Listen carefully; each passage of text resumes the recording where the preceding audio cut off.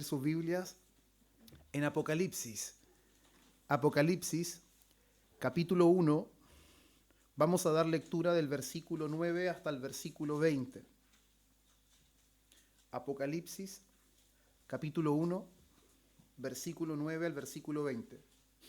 Si bien no nos vamos a centrar completamente en estos versículos, hermanos, pero sin embargo va a ser de base para lo que vamos a ver nosotros, el título del sermón de hoy día quizás es bastante extenso, pero es el mensaje de Cristo a su iglesia, que son las 7 iglesias de Apocalipsis. Entendemos de que son 7 iglesias, pero sin embargo en realidad Cristo tiene un solo cuerpo. Así que nos ponemos en pie, hermanos, para que demos lectura a la palabra del Señor. Vuelvo a repetirlo. Apocalipsis capítulo 1, versículo 9 al versículo 20 en el nombre del Señor. Dice así: Yo, Juan, vuestro hermano, y copartícipe vuestro en la tribulación, en el reino y en la paciencia de Jesucristo, estaba en la isla llamada Patmos por causa de la palabra de Dios y el testimonio de Jesucristo. Yo estaba en el Espíritu en el día del Señor. Yo oí detrás de mí una gran voz como de trompeta, que decía: Yo soy el Alfa y la Omega, el primero y el último. Escribe en un libro lo que ves y envíalo a las 7 iglesias que están en Asia, a Éfeso, Esmirna, Pérgamo, Tiatira, Sardis, Filadelfia y la Odisea. Y me volví para ver la voz que hablaba conmigo, y vuelto vi 7 candeleros de oro, y en medio de los 7 candeleros a uno semejante al Hijo del Hombre, vestido de una ropa que llegaba hasta los pies y ceñido por el pecho con un cinto de oro. Su cabeza y sus cabellos eran blancos como blanca lana, como nieve, sus ojos como llama de fuego, y sus pies semejantes al bronce bruñido, refulgente como en un horno, y su voz como estruendo de muchas aguas. Tenía en su diestra 7 estrellas, de su boca salía una espada aguda de 2 filos, y su rostro era como el sol cuando resplandece en su fuerza. Cuando le vi, caí como muerto a sus pies, y él puso su diestra sobre mí diciendo: No temas, yo soy el primero y el último, el que vivo y estuve muerto, mas he aquí que vivo por los siglos de los siglos. Amén. Y tengo las llaves de la muerte y del Hades. Escribe las cosas que has visto y las que son y las que han de ser después de estas. El misterio de las 7 estrellas que has visto en mi diestra y de los 7 candeleros de oro. Las 7 estrellas son los ángeles de las 7 iglesias y los 7 candeleros que has visto son las 7 iglesias. Vamos a orar. Padre bueno, gracias te damos, Dios mío, una vez más por permitirnos estar en tu casa. Oh Señor, qué alegría es estar en la fila de los santos. Qué alegría y qué gozo, Dios, es estar en la fila de los redimidos, Señor. Fuimos comprados no con cosas corruptibles como el oro, como la plata, sino con la sangre preciosa de Cristo, como de un cordero sin mancha y sin contaminación. Oh Señor, era necesaria esa sangre, era necesario ese sacrificio, porque sin derramamiento de sangre no hay remisión de pecados. Si Cristo no hubiese vivido perfectamente, no hubiese muerto en nuestro lugar y no hubiese resucitado de entre los muertos, estaríamos aún perdidos, estaríamos aún condenados, enemistados contigo, Señor, confinados a una muerte eterna. Pero sin embargo, Dios, hoy anunciamos que Cristo resucitó. Vivimos, Señor, en tu presencia solo por los méritos de Cristo. Y tu palabra está en medio nuestro en este día tan especial para nosotros. Háblanos por tu palabra, edifícanos por tu palabra, amonéstanos por tu palabra como congregación y de manera particular, Señor. Necesitamos tu consejo, tu amonestación continuamente, porque tu palabra, oh Señor, solo satisface nuestro corazón. A ti, Señor, sea honra y gloria, y a nosotros tu bendición. En el nombre de Cristo nuestro Señor. Amén y amén. Pueden tomar su asiento, hermanos.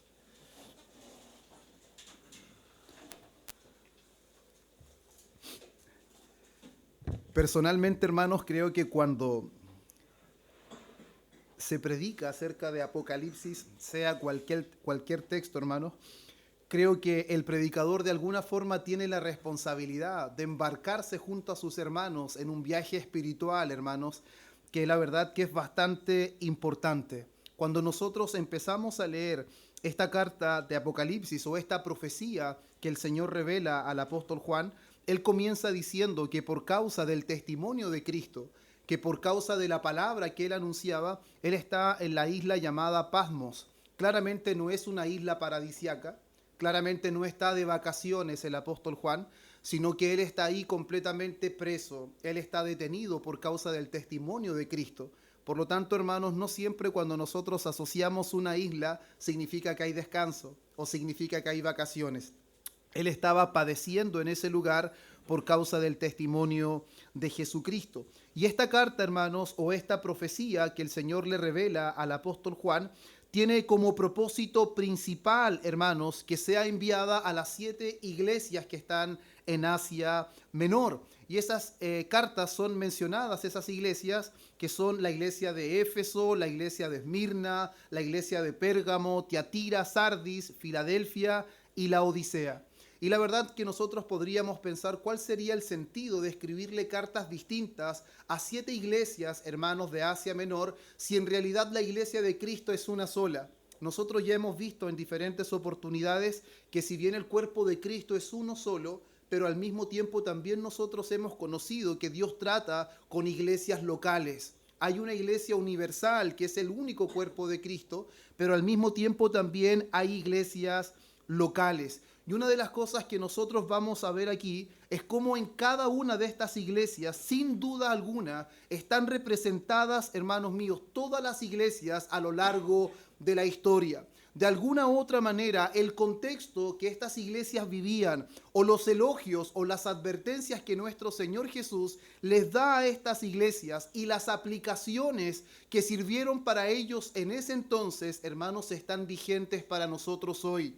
De alguna forma, hermanos, las cartas que son enviadas a cada una de estas iglesias son representativas también para nosotros. Y no podemos nosotros mirarlas desde una perspectiva como que solamente fueron para ellos. Es verdad que el principal propósito fue que Dios reveló esto a Juan para poder escribirle a la iglesia de aquel tiempo, para poder animarlas o para poder amonestarlas. Porque vamos a ver, hermanos, a lo largo de este sermón, que el Señor Jesucristo emplea un tono de autoridad porque Él es el Señor de su iglesia.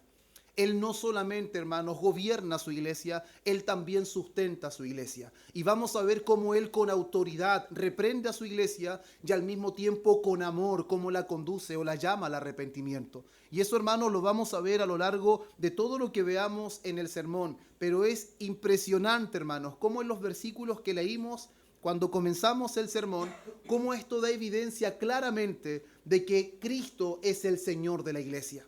Y es algo que lamentablemente, hermanos, a lo largo de la historia normalmente se ha ignorado. Y los hombres han intentado ocupar el lugar de Cristo enseñoreándose de la iglesia. Pero ese es un gran error. Y la iglesia de este tiempo debería volcarse a las enseñanzas bíblicas donde claramente Dios es soberano, donde no somos nosotros los dueños de la iglesia, donde no son los pastores los dueños de las ovejas, sino que simplemente han recibido una autoridad delegada.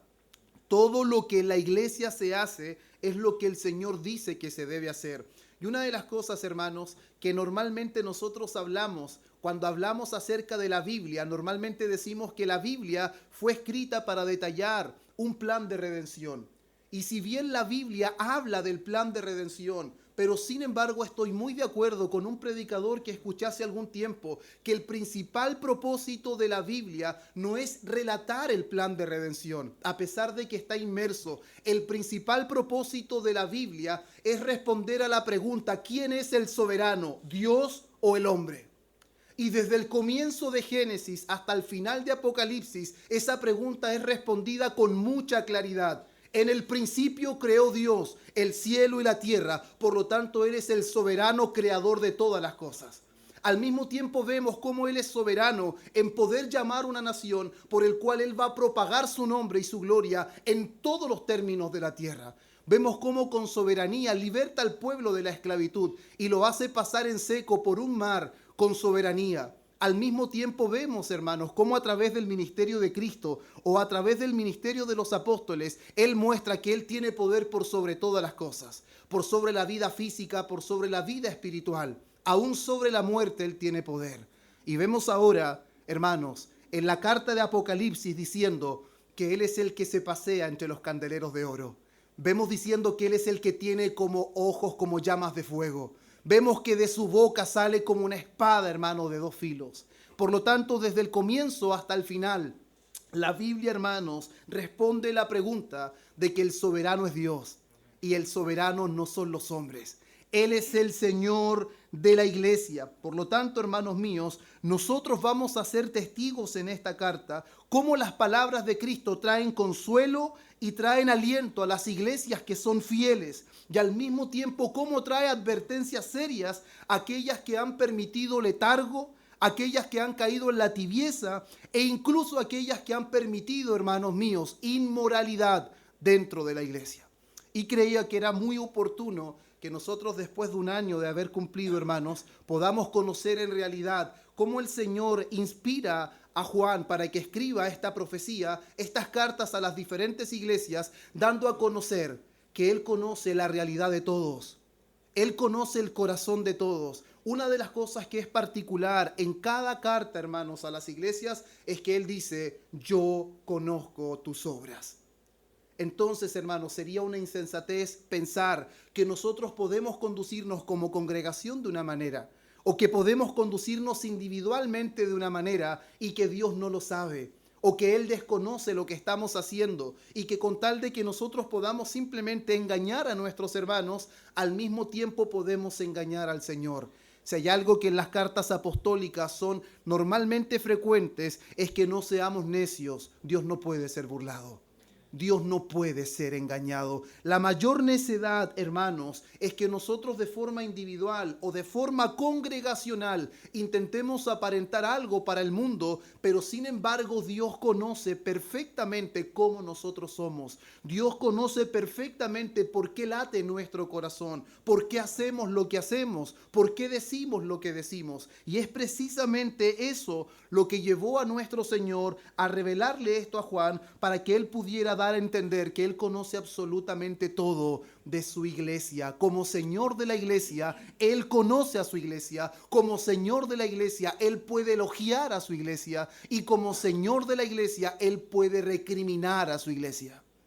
Como Señor de la iglesia, Él puede llamar al arrepentimiento a su iglesia. Y cuando nosotros, hermanos, vemos en el capítulo 1 del versículo 12 al 20, como los decía, claramente Cristo es presentado como el Señor soberano de la iglesia. Eso quiere decir, hermanos, que la iglesia no es gobernada por la cultura, la iglesia no es gobernada por tradiciones humanas, sino que la iglesia es gobernada por la palabra del Señor. Lo que rige la iglesia es la palabra del Señor. No hay algo más que pueda regir. De hecho, en nuestra página o lo que nosotros promovemos como iglesia es que la Biblia es la revelación infalible. Es nuestra única regla de fe que es completamente inerrante. Y al mismo tiempo profesamos que tenemos un solo Señor y una sola cabeza de la iglesia, que es Cristo, el Hijo de Dios. Entonces, hermanos, eso es lo primero que en los versículos 12 al 20 se anuncian referente a lo que es el señorío y la autoridad de Cristo. Sin embargo, cuando ya nos acercamos a las cartas en el capítulo 2, por ejemplo, del versículo 1 al versículo 7, cuando pasa a la iglesia de Éfeso, que es la primera iglesia, hermanos, que se le envía esta carta, y comienza de esta manera: escribe al ángel de la iglesia en Éfeso, el que tiene las 7 estrellas en su diestra, el que anda en medio de los 7 candeleros de oro, dice esto: yo conozco tus obras y tu arduo trabajo y paciencia, y que no puedes soportar a los malos, y has probado a los que dicen ser apóstoles y no lo son, y los has hallado mentirosos, y has sufrido, y has tenido paciencia, y has trabajado arduamente por amor de mi nombre, y no has desmayado. Pero tengo contra ti, hermanos. Aquí nosotros empezamos a ver cómo en la primera carta a los Éfesos, primero el Señor empieza a elogiar y empieza a destacar que no es una iglesia que ignora la sana doctrina.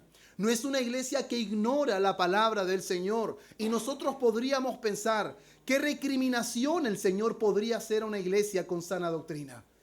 ¿Qué advertencia el Señor podría dar si todo lo que una iglesia podría tener es contar con sana doctrina?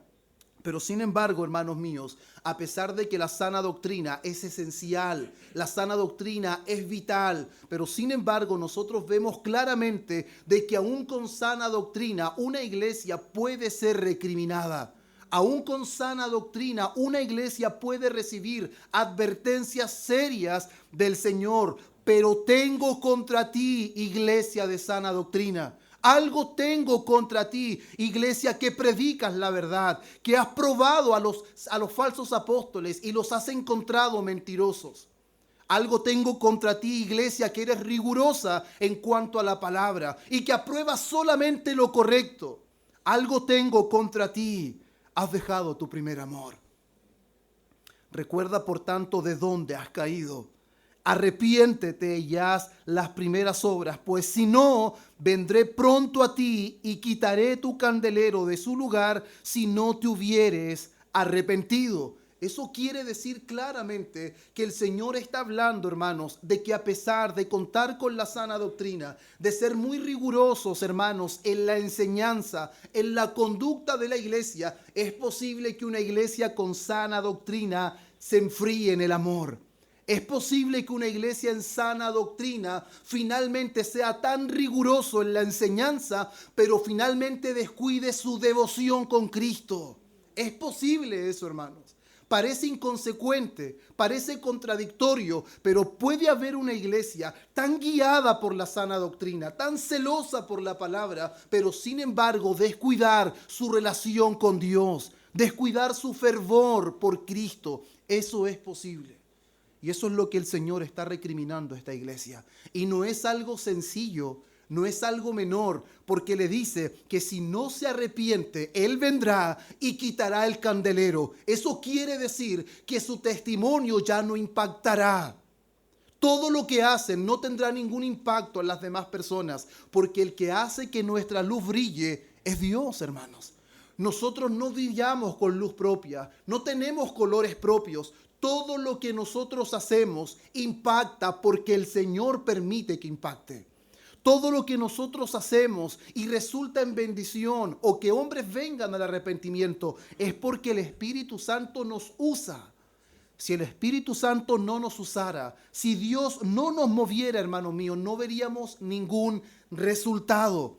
Por lo tanto, hermanos, ser celosos con la doctrina es algo que el Señor elogia. Pero sin embargo, de que nunca nos ocurra a nosotros lo que le pasó a la iglesia de Éfeso, que en realidad éramos muy rigurosos en la doctrina, muy celosos en la enseñanza, no queríamos cometer ningún error, pero sin embargo nuestro fervor, nuestra pasión y nuestra devoción por Cristo y aún por los hermanos. Y Él dice, mira por tanto, ¿de dónde has caído? No es algo menor. No es algo sencillo, hermanos. Por eso es importante que no perdamos de vista la importancia doctrinal, hermanos. Pero sin embargo, cultivar una relación con Cristo no puede ser descuidado. No podemos descuidar una relación con Él. Al mismo tiempo, nosotros vemos también cómo en la iglesia de Esmirna, del versículo 8 al versículo 11, que dice, y escribe al ángel de la iglesia en Esmirna, el primero y el postrero, el que estuvo muerto y vivió, dice esto: yo conozco tus obras y tu tribulación y tu pobreza, pero tú eres rico, y la blasfemia de los que dicen ser judíos y no lo son, sino sinagoga de Satanás. No temas en nada lo que vas a padecer. He aquí el diablo echará a algunos de vosotros en la cárcel para que seáis probados, y tendréis tribulación por 10 días. Sé fiel hasta la muerte, y yo te daré la corona de la vida. El que tiene oído, oiga lo que el Espíritu dice a las iglesias. El que venciere no sufrirá daño de la segunda muerte. Una de las cosas importantes a considerar, hermanos, es el contexto en que esta iglesia de Esmirna vivía. Y la iglesia de Esmirna era una ciudad próspera y era famosa por su lealtad al imperio romano, hermanos. Era un centro de culto imperial donde los ciudadanos debían reconocer al emperador como un dios. No podían reconocerlo como un mero hombre, no podían rendirle una devoción como mero hombre, sino que debían reconocer al emperador como un dios. Y por causa de eso, los cristianos eran perseguidos tanto por romanos como por los judíos, hermanos. Eso, vivir en un lugar donde tenemos que llamar al emperador Dios y donde por causa de nuestra fe resulta en persecución por los romanos e inclusive por algunos judíos. El desafío, hermanos, que enfrentaba la iglesia de Esmirna era un desafío fuerte. Era una persecución a tal punto, hermanos, de que ellos estaban viviendo en extrema pobreza. Nosotros muchas veces miramos nuestro contexto y normalmente, hermanos, en nosotros existen muchas excusas. Normalmente nosotros somos una generación que se excusa por todo. O es el cansancio, o es que tuve que hacer una cosa más importante, es que me pasó un imprevisto. Hermanos, la iglesia de Esmirna debía llamar al emperador Dios. Y si no lo llamaba Dios, sufría gran persecución. Y esa gran persecución llevó a la iglesia de Esmirna que pasara una necesidad material tremenda. Estaban empobrecidos, a pesar de que esa ciudad era una ciudad que tenía muchas riquezas, pero la iglesia no estaba a la misma altura de la ciudad. Y una de las cosas que me preguntaba, será un buen punto de análisis preguntarnos si nosotros estamos prosperando lo mismo que los demás, prosperando igual como prospera el mundo. Y normalmente, hermanos, deberíamos hacernos esa pregunta. Si nosotros prosperamos a la misma magnitud del mundo, significa, lo más seguro, hermanos, es que nosotros no estamos viviendo a la altura del reino.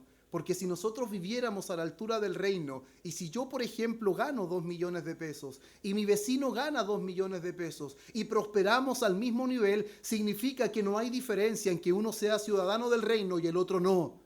Porque el que es ciudadano del reino invertirá en el reino y el otro no invierte en el reino. Yo no puedo tener el mismo vehículo que él porque mis recursos se invierten en otra cosa. No sé si me explico. La iglesia de Esmirna, hermanos, estaba viviendo una realidad muy distinta a la que el mundo vivía. Porque ellos no estaban dispuestos a sujetarse a su cultura. No estaban dispuestos a rendirle adoración a un hombre. No estaban dispuestos a ceder su fe por causa de un bien material. Hermanos, la primera iglesia, al igual como la historia nos cuenta, estuvieron dispuestos, hermanos, a perderlo todo por causa del evangelio.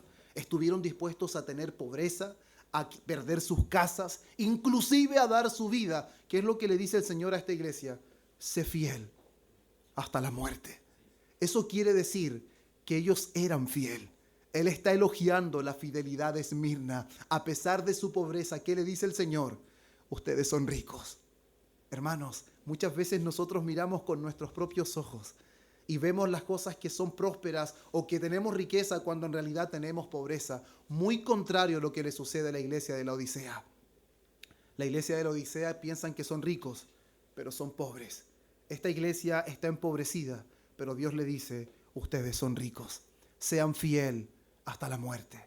Eso quiere decir, hermanos, que en realidad una iglesia que ama al Señor y que ha comprendido, hermanos, que lo que significa ser iglesia de Cristo, va a conservar su fidelidad, aunque eso le cueste la muerte.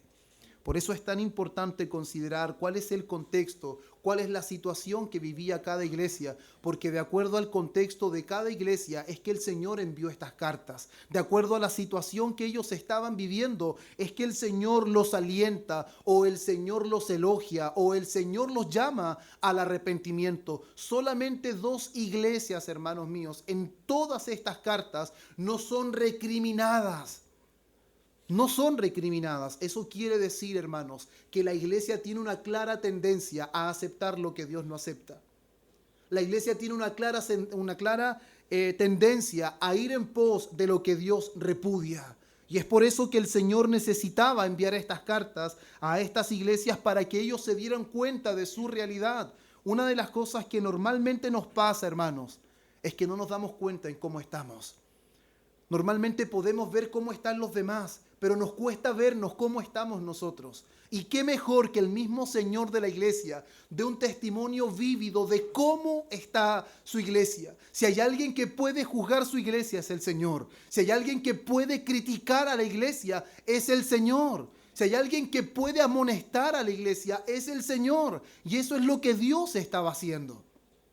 Y no solamente con las iglesias de aquel tiempo, sino con nosotros también en este tiempo, hermanos. Y cuando nosotros pasamos a la iglesia de Pérgamo, dice, y escribe el ángel de la iglesia en Pérgamo, el que tiene la espada aguda de 2 filos dice esto, una vez más, yo conozco tus obras y dónde moras, donde está el trono de Satanás, pero retienes mi nombre y no has negado mi fe, ni aun en los días que Antipas, mi testigo fiel, fue muerto entre vosotros, donde mora Satanás.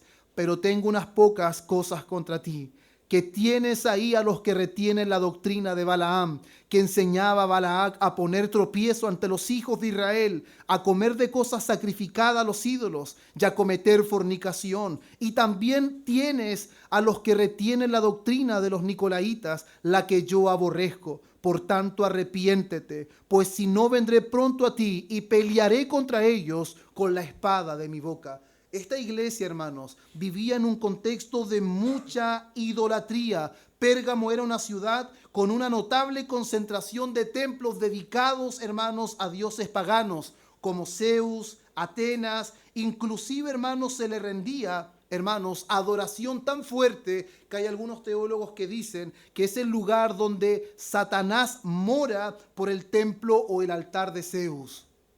Eso quiere decir, hermanos, que si Satanás tenía su morada ahí, era una iglesia, hermanos, que experimentaba grande oposición, grande idolatría. La pregunta es, hermanos, ¿ese era el contexto de esa iglesia?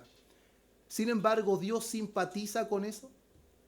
Dios dice, yo los entiendo porque están viviendo un contexto difícil. Están viviendo en una ciudad muy idólatra, una ciudad que está quizás desviada de los propósitos del Señor. Pero la pregunta es, hermanos, ¿el Señor por eso flexibiliza con cómo debe vivir su iglesia? ¿Flexibiliza con el amor que debe manifestar su iglesia? Con la fe, con la perseverancia y permaneciendo en la doctrina. El Señor no flexibiliza con eso, hermanos.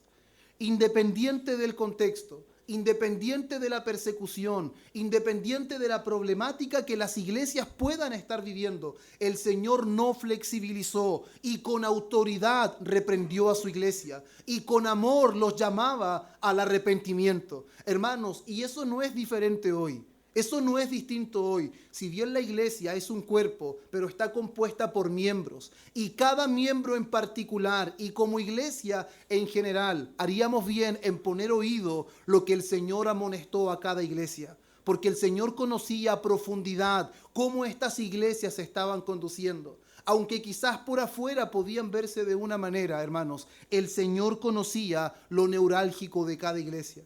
El Señor conocía el corazón de cada iglesia. Y en la iglesia de Tiatira, hermanos, normalmente nosotros hablamos de santidad y hablamos de la pureza, hermanos, moral. Pero sin embargo, esta iglesia había permitido, hermanos, todo tipo de inmoralidad. Habían cedido, hermanos, ante la doctrina. Una cosa, como decía al principio, es importante la doctrina. Porque sin doctrina es muy fácil que caigamos en letargo, es muy fácil que caigamos en la inmoralidad, es muy fácil que permitamos una enseñanza errónea, como la iglesia que permitía que una mujer llamada Jezabel enseñara a sus siervos a fornicar, que los llevaba a comer lo sacrificado a los ídolos. Hermanos, cuando la sana doctrina no está presente en una iglesia, la iglesia practicará todo tipo de cosas que son abominables delante del Señor. La sana doctrina es vital para el correcto funcionamiento de la iglesia, para el crecimiento de la iglesia. Pero sin embargo, si descuidamos nuestra devoción al Señor, hermanos, estaremos cometiendo un gran error con la sana doctrina. La sana doctrina debe hacer latir nuestro corazón. La sana doctrina debe llevarnos a una relación más íntima con el Señor y no una relación más fría. Eso no debe suceder. La sana doctrina debe traducirse en una vida, hermanos, que manifieste una sana doctrina, que manifieste una vida saludable, no como estaba pasando en esta iglesia, hermanos, donde en la iglesia de Pérgamo y en la iglesia de Tiatira, había todo tipo de inmoralidad, había todo tipo de idolatría, hermanos. Y la iglesia actual, hermanos, enfrenta la misma situación. La iglesia actual cada día está más idólatra, cada día está más permisiva. Por lo tanto, haría muy bien, hermanos, en que nosotros siempre tengamos en cuenta que esta carta que el Señor compartió a través de Juan es algo que para nosotros está muy vívido hoy en día, que no podemos hacer a un lado estas cosas porque son cosas que la iglesia puede atravesar. Si ignora las cosas que para el Señor son importantes. La iglesia de Tiatira, hermanos, era una ciudad comercial conocida por su producción de textiles, especialmente telas teñidas de púrpura. Acá, según lo que informaban, decían que los gremios comerciales desempeñaban un papel importante en la vida de la ciudad y normalmente, hermanos míos, hacía de que ellos estuvieran dispuestos a ceder a la doctrina con tal de poder, hermanos, congraciarse con la cultura. Y díganme, hermanos míos, que eso no es la realidad que enfrentamos hoy.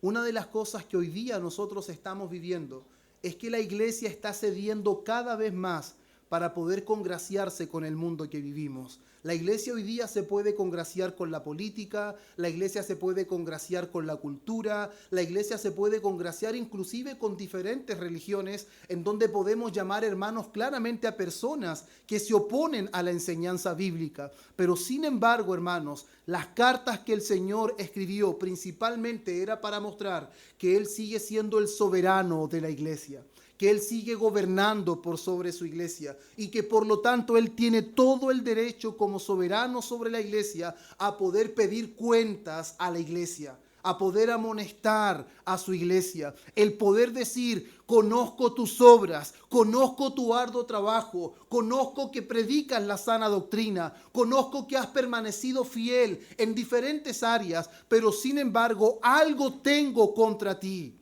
Algo no me gusta, algo en realidad es contrario a lo que el Señor anhelaba de su iglesia.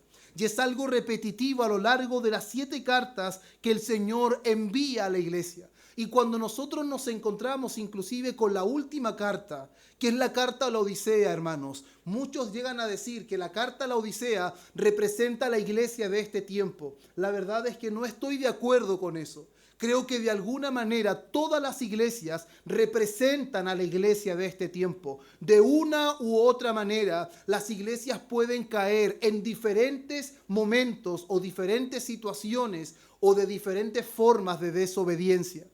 Por eso, hermanos míos, es tan importante que nosotros no descuidemos nuestra relación con Dios, que tengamos un acercamiento continuo con Dios a través de su palabra. Solo es a través de su palabra, hermanos míos, que la iglesia se puede permanecer limpia en medio de esta generación. Es solo a través de su palabra que la iglesia puede mantenerse sin mancha a pesar de estar todo el mundo bajo el maligno. Eso es muy importante. Lo que dice, hermanos, el mensaje a la iglesia de Sardis es terrible, hermanos. Es terrible lo que el Señor anuncia a la iglesia de Sardis. Escribe al ángel de la iglesia en Sardis: el que tiene los 7 espíritus de Dios y las 7 estrellas dice esto: yo conozco tus obras, que tienes nombre de que vives y estás muerto. Sé vigilante y afirma las otras cosas que están para morir, porque no he hallado tus obras perfectas delante de Dios. Acuérdate pues de lo que has recibido y oído. Guárdalo y arrepiéntete, pues si no velas, vendré sobre ti como ladrón y no sabrás a qué hora vendré sobre ti. Pero tienes unas pocas personas en Sardis que no han manchado sus vestiduras y andarán conmigo en vestiduras blancas porque son dignas. Hermanos, la iglesia de Sardis era una iglesia exitosa.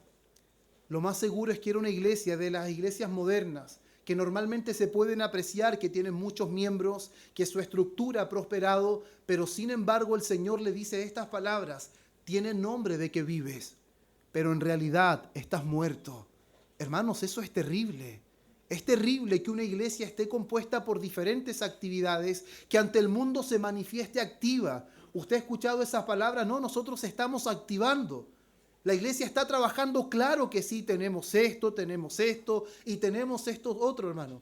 ¿Eso garantiza que la iglesia en realidad esté viva? Eso no garantiza nada.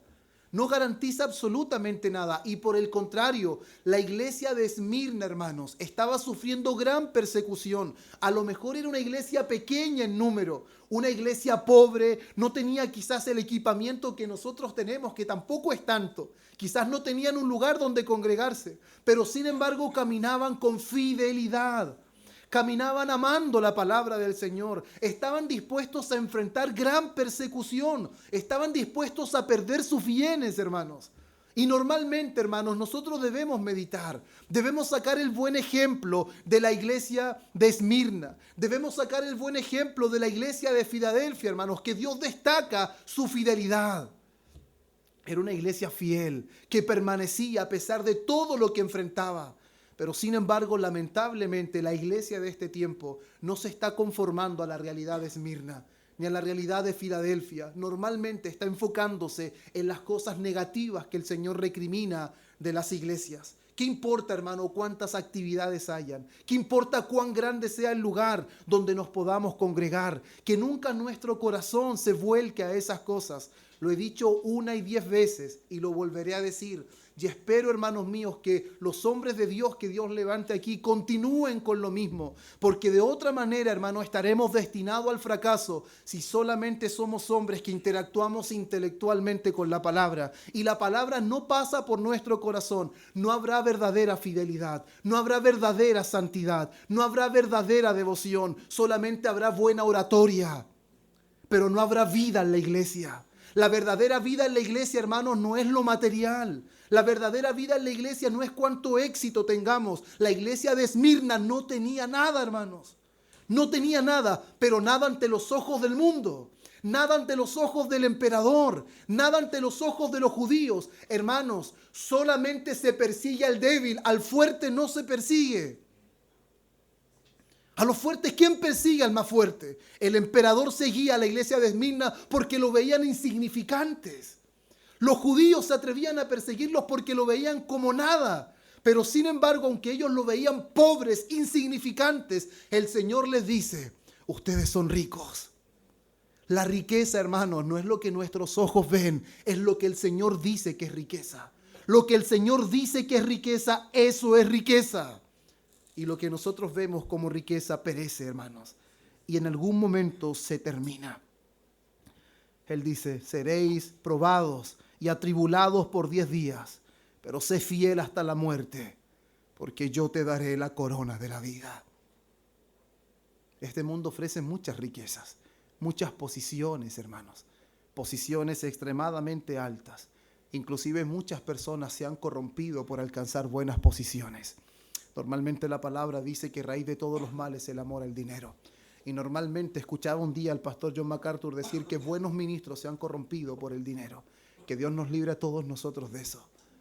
Y que podamos ver que la riqueza no está en esta vida. Que la riqueza está en ser fiel hasta la muerte. Y Él nos dará la corona de la vida. La iglesia de Filadelfia, hermanos. Versículo 7 del capítulo 3. Escribe el ángel de la iglesia en Filadelfia. Esto dice el santo, el verdadero, el que tiene la llave de David, el que abre y ninguno cierra, y cierra y ninguno abre. Yo conozco tus obras. He aquí, he puesto delante de ti una puerta abierta, la cual nadie podrá cerrar, porque aunque tienes poca fuerza, has guardado mi palabra. Hermanos, el Señor le dice a esta iglesia, yo conozco sus obras. Y por causa de que Dios conocía sus obras que eran buenas, Él dice que Él ha puesto una puerta abierta. La pregunta, ¿a qué se referirá esa puerta abierta, hermanos? ¿Cuál es el mayor anhelo de la iglesia? ¿Cuál es el mayor deseo de la iglesia? Que el evangelio de Cristo se expanda. Que las personas puedan venir al arrepentimiento. ¿Y sabe lo que le dice el Señor? Yo he puesto una puerta abierta y nadie la podrá cerrar. Nadie podrá detener el avance del reino de Dios por medio de la iglesia de Filadelfia. Muchas veces podemos decir, pero si esto solo depende de Dios, hermanos, en realidad todo depende de Dios. Pero conforme la iglesia se conduzca, Dios abrirá las puertas o Dios las cerrará. Depende de mucho de cómo la iglesia esté viviendo. Si en obediencia o desobediencia, si conforme a la voluntad de Dios o conforme a su propia voluntad, Dios abrirá las puertas o Dios las cerrará. Pero es que no tenemos tanta fuerza, hermanos. Somos débiles. Díganme que normalmente no decimos que somos débiles. Y por nuestra debilidad nos justificamos. Caí porque soy débil. No me congrego porque soy débil. Pequé porque soy débil. Pero ¿qué dice aquí? Aunque tienes poca fuerza, has guardado mi palabra y no has negado mi nombre.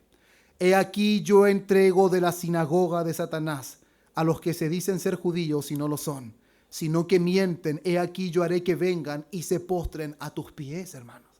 Dios está diciendo que haría que vengan esos hombres y se postren a sus pies y reconozcan que yo te he amado. Hermanos, qué tremendo lo que está diciendo aquí.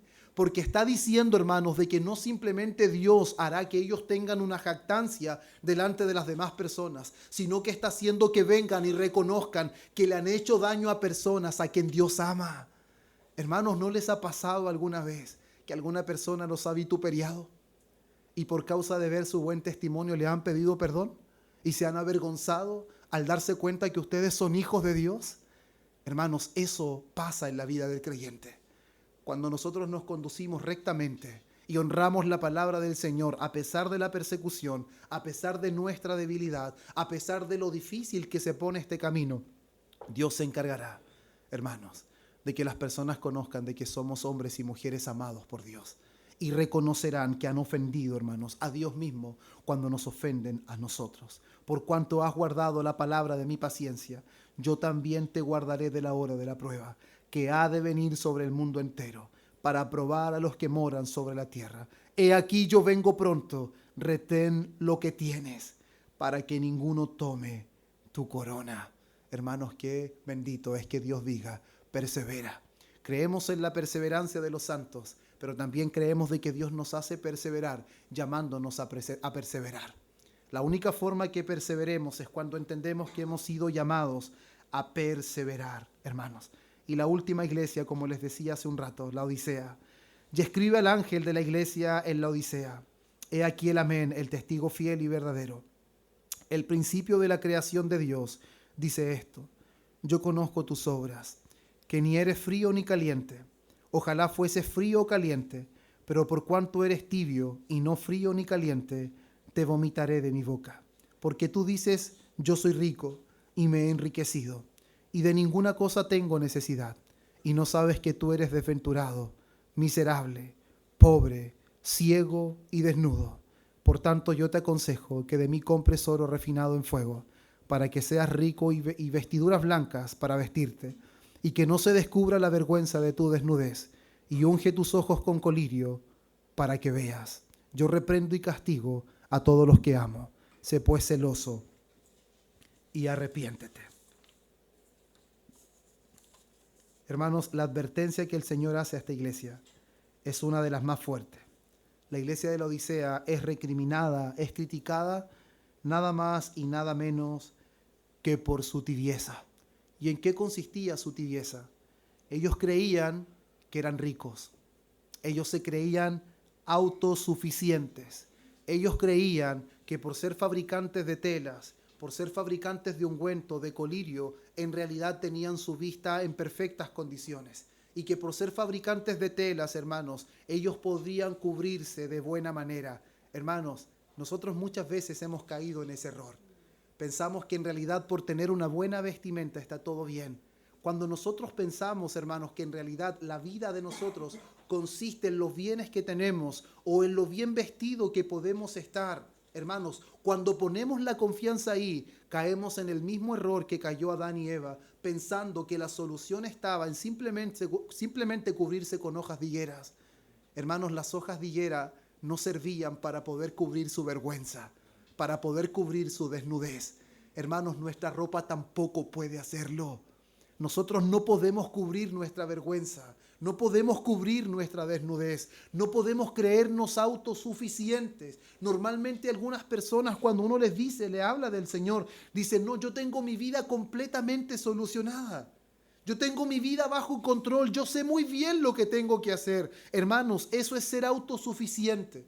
Y eso es lo que le estaba pasando a la iglesia de la Odisea. Se convirtió en una iglesia que confiaba en sus posesiones y confiaban en sí mismo. Nosotros somos ricos y de ninguna cosa tenemos necesidad. Hermanos, qué necesidad más grande pensar que los bienes que tenemos o lo que hemos conseguido es suficiente, hermanos.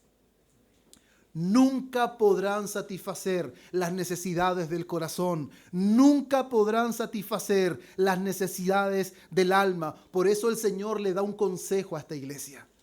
Hermanos, no sé si ustedes meditan en eso. El Señor aconsejando a la iglesia. Él dice, por tanto yo te aconsejo que de mí, no de lo que ustedes venden, no de lo que ustedes tienen, no de lo que ustedes fabrican, de mí compres oro refinado en fuego para que seas rico y vestiduras blancas para vestirse y que no se descubra la vergüenza de tu desnudez. Unge tus ojos con colirio para que veas. Hermanos, la situación de esta iglesia era deplorable, porque en realidad todo lo que hacían lo hacían confiando en su posición, lo hacían confiando en sí mismo, y ellos aparentaban o decían no tener necesidad absolutamente de nada. Olvidaron su dependencia de Cristo. La pregunta es, hermanos, ¿cómo está la dependencia de Cristo de esta iglesia? ¿Cómo está nuestra relación con el Señor? ¿Nos estamos relacionando correctamente con la sana doctrina? ¿Está haciendo la sana doctrina palpitar nuestro corazón? ¿O solamente nos estamos dedicando a hacer un arduo trabajo que es por amor a su nombre, hermanos? Pero si hay un nombre que da la Biblia al Señor, es que Dios es celoso. Él es un Dios celoso y Él no comparte a su iglesia con nadie. Él no quiere un amor a medias. Él no quiere un amor ferviente, Él quiere un amor ultra ferviente. Con el mismo amor que Él nos amó, es el amor que quiere ver, que caracterice a la iglesia. Una iglesia con sana doctrina debería ser una iglesia fervorosa, una iglesia devota, una iglesia que ama la santidad, una iglesia que ama a sus hermanos, que ama a los perdidos. Y es por eso que predica el evangelio. Es por eso que sufre penalidades. Es por eso que es capaz de enfrentar persecución. Es capaz de perder bienes materiales por causa del evangelio. Es capaz de recibir vituperio por causa del evangelio. Porque entiende que no se hace su voluntad, sino la voluntad de aquel que es el Señor de la iglesia. El gran error de la iglesia de este tiempo, hermanos, es que han ignorado al Señor de la iglesia. Y no se está conduciendo la iglesia conforme a la voluntad del Señor. Y la pregunta para nosotros es, hermanos, ¿cómo estamos respondiendo nosotros al Señor de la iglesia? ¿Estamos viviendo con la fidelidad de la iglesia de Filadelfia? ¿O estamos cayendo quizás en una tibieza sin darnos cuenta? ¿O estamos cayendo, hermanos, en una indiferencia o en una indolencia, hermanos, a nivel congregacional o a nivel individual? Yo creo que después de un año que Dios nos ha permitido, es bueno poder evaluarnos, hermanos, a forma individual y a forma congregacional. No sería, hermanos, sensato que solamente podamos decir que todo ha estado bien y que no hemos cometido ningún error y que no hemos pasado por alto absolutamente nada de lo que el Señor ha dicho. Seríamos insensatos. Pero al mismo tiempo, ¿qué fue lo que el Señor hizo con las iglesias? Les llamaba al arrepentimiento. Y si se arrepentía, Dios no las desechaba. Si se arrepentían, Dios las perdonaba. Por lo tanto, hermanos, tanto a la iglesia de Cristo como las personas que no han conocido a Cristo, Dios siempre hace un llamado al arrepentimiento. Hace un llamado al arrepentimiento a sus hijos para que se vuelva a restablecer la comunión que se rompe por causa del pecado. Ya el que no ha conocido a Dios lo llama al arrepentimiento para que sus pecados sean perdonados y pueda poner toda su confianza en Cristo, hermanos. Por eso, hermanos, creo que es importante y pude, en dependencia del Señor, preparar este sermón, porque creo, hermanos míos, que este sermón está lleno de la autoridad y del amor al Señor. Y al mismo tiempo nos hace un llamado a profundizar, hermanos, en nuestro compromiso con Él.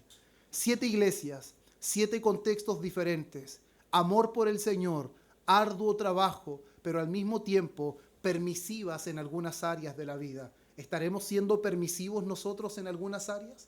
¿Nos estaremos dando algún gustito, hermanos, que no es un buen gusto, sino que estamos permitiendo ciertas cosas como iglesia? ¿O estamos permitiendo ciertas cosas nosotros individualmente? Normalmente en el Antiguo Testamento había un llamado a hacer un alto en el camino y poder meditar si estaban transitando por el buen camino. Y si no, que consultaran por las sendas antiguas y según fuera el buen camino, andar por él. Hermanos, y en el Nuevo Testamento no es diferente. Escuchamos estas palabras en donde 7 iglesias son el objeto de la palabra del Señor de la iglesia. Yo conozco tus obras. Y en cada presentación de la carta, Él se manifiesta como el que estuvo muerto pero vive, el que anda entre los 7 candeleros de oro, el que su palabra es como espada de 2 filos, el que tiene los ojos como llama de fuego. Si usted se da cuenta que todas las cartas comienzan así, Él está dando a entender que Él es el que tiene autoridad sobre su iglesia. Él puede advertir a su iglesia. Él inclusive puede dar una advertencia a tal punto: si no te arrepientes, quitaré el candelero de ustedes. Si no se arrepienten, vendré y pelearé contra ustedes. Entonces, hermanos, es importante que podamos comprender la esencia y el objetivo de esta carta. El objetivo de estas cartas no era Dios deshacerse de la iglesia. Vemos cómo en la tibieza de la Odisea, Él está a la puerta llamando, y si alguno oye su voz, Él entrará y cenará con él. Hermanos, el Señor no está menospreciando a su iglesia, ni tampoco está menospreciando a las personas que están dentro de esas iglesias, sino por el contrario, Él les está haciendo ver su pecado, les está haciendo ver su desvío, les está haciendo ver su falta de amor, les está haciendo ver su descuido por la palabra, y al mismo tiempo nos presenta una iglesia que permanece fiel a pesar de la pobreza, que permanece fiel a pesar de la persecución, y nos muestra una iglesia que a pesar de su poca fuerza ha permanecido guardando su palabra. Hermanos, que esta iglesia pueda ser como Esmirna, que sea fiel hasta la muerte, y que la persecución no sea el freno del avance de esta iglesia. Hermanos, si hay algo que trae persecución, es cuando la palabra se predica con pasión y con entrega, con devoción. Pero al mismo tiempo, cuando hay persecución, hay dolor, hay angustia, hay aflicción. Que Dios prepare esta iglesia para que estemos dispuestos a enfrentar lo que venga y que seamos fieles hasta la muerte, porque Él ha prometido la corona de la vida. Y al mismo tiempo que seamos como la iglesia de Filadelfia, que a pesar de las pocas fuerzas que tenía, guardaban la palabra. Y Dios dijo: he abierto una puerta y nadie la podrá cerrar. Hermanos, si caminamos con fidelidad y guardamos la palabra del Señor, anunciaremos su palabra y los pecadores vendrán en arrepentimiento. Hermanos, si guardamos su palabra a pesar de nuestras pocas fuerzas, el Señor añadirá a la iglesia a los que han de ser salvos. Pero sin embargo, una cosa también tenemos clara: que si nosotros nos volvemos permisivos en el tiempo, que si nosotros no permanecemos como Dios nos ha permitido durante este año, tendremos que enfrentar las advertencias del Señor, tendremos que enfrentar la reprensión del Señor, porque Él reprende a todos los que Él ama. Si Él nos ama, nos reprenderá cuando nos desviemos. Si Él nos ama, nos corregirá cuando seamos permisivos. Si Él nos ama, no permitirá que IRGS se vuelva indiferente, que caiga en el letargo o que simplemente se vuelva una iglesia fría, acostumbrada a los cultos, acostumbrada a recibir buena palabra. Un día alguien me dijo: ando buscando una iglesia y no sé dónde congregarme. La invitamos aquí y dijo: hay buena palabra, pero es simplemente una costumbre, es un hábito. Buena palabra, ¿qué es lo que es para las personas? ¿Qué significa que hay buena palabra? Hermanos, ¿hay buena palabra aquí? Y si hay buena palabra, ¿cómo está resultando en nosotros? ¿Qué es lo que está ocurriendo en nuestra vida cuando somos expuestos a la palabra? ¿Nuestro corazón está ardiendo como ardió el corazón de los discípulos cuando el Señor, camino a Emaús, le compartía las Escrituras? ¿Qué dijeron esos hombres? ¿No ardía el corazón dentro de nosotros cuando Él compartía las Escrituras? Hermanos, ¿es esa la realidad de IRGS? ¿O simplemente podemos hacer un alarde de que hoy nuestro intelecto está por arriba? O podemos hacer un alarde de que hemos crecido en conocimiento y que ya no somos los ignorantes de antes, hermanos. Quiero explicarme de la mejor manera. Si hay algo que me hizo meditar al ver estas cartas, es que eran iglesias de Cristo. No eran cosas que estaban por ahí, eran las iglesias de Cristo. Si no, Él nos hubiese tomado la molestia de poder darle a Juan que se las enviara a cada iglesia. Pero sin embargo, hermanos míos, a pesar de ser iglesias de Cristo y que manifestaban claramente que el Señor estaba con ellos y le había dado fuerza y la palabra del Señor era predicada y al mismo tiempo se perseveraban en eso, aún así se habían vuelto permisivos en diferentes áreas. Habían aceptado doctrinas que Dios aborrecía. Dígame que esa no es la realidad de muchas iglesias. Hay mucha permisividad, hermanos. Que Dios no permita que seamos permisivos, jamás. Que Dios nos ayude para permanecer fieles, hermanos. Y que este año de vida que Dios nos ha permitido como iglesia, hermanos, nos haga entender de que somos llamados a ser una luz en este mundo oscuro. Y la única manera que nosotros podamos alumbrar en este mundo oscuro es que podamos vivir al nivel del evangelio que nosotros anunciamos. Cuando vivimos a la altura del evangelio que nosotros predicamos, será la única manera que podamos reflejar la gloria de Cristo a un mundo que lo necesita de manera urgente, hermanos. No, hermanos, nos dediquemos solamente a alimentar nuestro intelecto.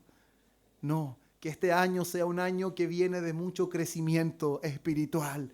Un año de mucho fervor, de mucha devoción, de mucho amor. Que esta doctrina nos haga humildes, nos haga sencillos, nos dé fuerza para enfrentar todo tipo de persecución. Que no estemos siempre anhelando dejar calladas a las demás personas, demostrando que nosotros sabemos y el resto es todo ignorante. Que nunca pase eso en nosotros, sino que seamos humildes, hermanos, y que reconozcamos que fue solamente la gracia que permitió abrir este lugar. Que no haya jactancia en nosotros por el lugar que Dios abrió aquí, porque es la misma gracia que nos ha sostenido durante todo este año, hermanos, y es la misma gracia a la que nosotros debemos aferrarnos como iglesia para permanecer firmes.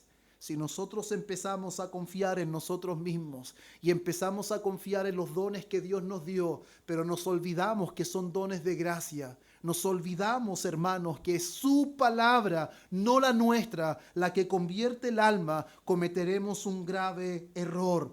Hermanos, que Dios nos haga hombres y mujeres fieles, consagrados, hermanos, con un amor vivo y ferviente por Cristo, porque Él fue inmolado, no nosotros. Él fue inmolado y con su sangre, como dice Apocalipsis 5, 9 al 10, con su sangre nos ha redimido de todo linaje y lengua y pueblo y nación, y nos ha hecho reyes y sacerdotes para nuestro Dios. Hermanos, en verdad quizás es un tema difícil de abordarla, como el Señor envió estas cartas a las 7 iglesias. Pero sin embargo vi necesario, hermanos, el poder exponerlo hoy. A lo mejor pensaron todos, va a haber quizás un sermón más de ánimo, un sermón quizás más de alegría, pero sin embargo, hermanos, no hay nada mejor para la iglesia que cuando el Señor nos muestra las distintas realidades a las que la iglesia puede caer. El amor de Dios nos advierte, el amor de Dios corrige, el amor de Dios disciplina. A tal punto, hermanos, Dios nos ama, que nos ha permitido un año como iglesia, pero al mismo tiempo nos enseña que la iglesia siempre está expuesta a diferentes situaciones porque vivimos en un mundo caído, vivimos en un mundo corrompido, hermanos, y no podemos ignorar que nosotros también estamos propensos a seguir una vez más la corriente en la que antes andábamos. Y la única manera que no caigamos en eso es que podamos tomar el consejo que el Señor les dio a estas 7 iglesias, porque su palabra es eterna. Y como fue para ellos en ese entonces, que seguramente lo necesitaban, imagínense, hermanos, la iglesia de Esmirna, lo que estaba viviendo, y le llega una carta y el Señor les dice: ustedes no son pobres, ustedes son ricos. Para nosotros hoy día no tiene peso, pero la iglesia que estaba siendo perseguida, la iglesia que lo había perdido todo, y Dios le dice: yo tengo una corona para ustedes.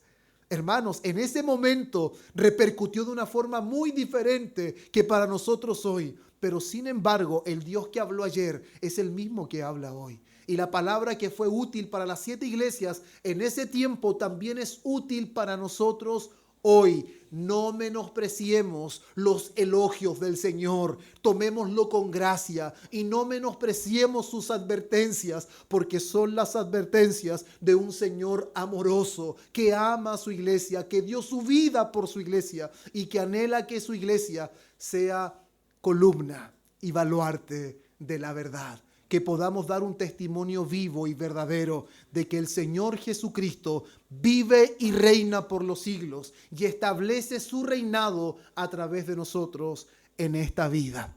Amén, hermanos. Pongámonos en pie, oremos al Señor.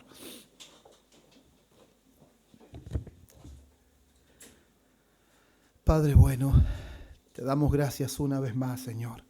Gracias por este tiempo precioso que nos has permitido. Gracias por permitirnos, Señor, oír tu palabra. Señor, creo que tu Espíritu puede redarguir nuestro corazón. Señor, ayúdanos para que lo que sigue en adelante como iglesia pueda ser próspero en tus manos. No anhelamos la prosperidad de este mundo, oh Dios.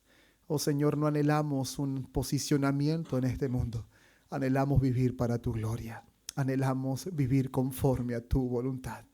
Oh Señor, muchas veces miramos el precio que cuesta o la demanda que significa servirte. Oh Señor, pero queremos que en nosotros haya el mismo sentir de nuestro Señor.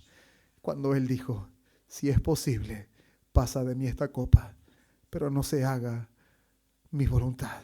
Señor, que no se haga la voluntad de IRGS. No es la iglesia la que dicta lo que se debe enseñar. Es tu palabra la que dice lo que tu iglesia debe creer. Que esta iglesia siempre se guíe por tu palabra. Señor, ayúdame para mantenerme fiel a tu nombre todos los días de mi vida. Y te ruego porque levante hombres, Señor, cada día en esta congregación. Ayuda a mi hermano Andrés como diácono para que él siga, Dios mío, sirviéndote con excelencia, con devoción, con su corazón. Y que él pueda cada día, Señor, luchar contra su pecado para poder honrarte a ti. Porque cada uno de nosotros lucha con su pecado.